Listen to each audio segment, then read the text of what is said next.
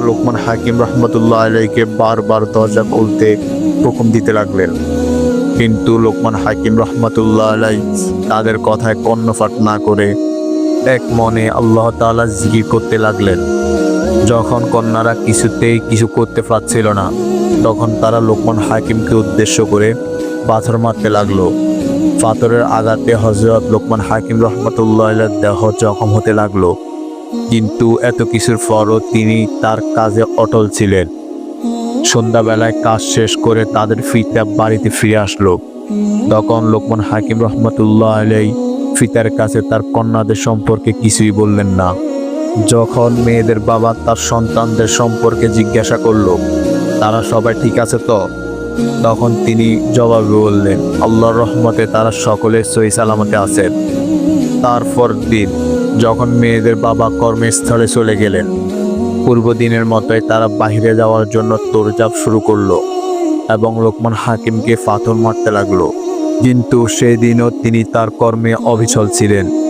এভাবে যখন কয়েকদিন কেটে গেল, তখন তাদের মাঝে সবার ছোট যে ছিল সে অন্যদের উদ্দেশ্য করে বলতে লাগলো, এই লোকটা কতই না ভালো, আমরা তাকে কত কষ্ট দিয়েছি, আঘাতের পর আঘাত করছি, কিন্তু কিছুতেই সে তার জায়গা থেকে সরছে না, সব কিছু মুখ বুজে সহ্য করে নিচ্ছে। এমনকি আমাদের কর্মকাণ্ড সম্পর্কে আমাদের বাবাকেও কিছু বলছে না। অন্যদিকে আমরা কতই না খারাপ। যদি লোকটি এত ভালো হতে পারে, তাহলে আমি কেন হতে পারবো না? আমি আজই আল্লাহর দরবারে তওবা করব এবং সকল পাপের জন্য আল্লাহর নিকট ক্ষমা প্রার্থনা করব। যখন মেজ বোন তার ছোট বোনের এই কথা শুনল, তখন সে মনে মনে বলতে লাগলো, আমার ছোট বোন আমার চেয়ে কত না ভালো।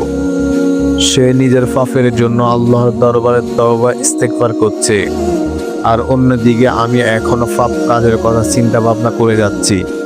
ধিক্কার জানাই এই শরীর এবং অন্তরে। আমার ছোট বোন যদি পাপ কাজের জন্য ইস্তেগফার করতে পারে, তাহলে আমি কেন পারবো না?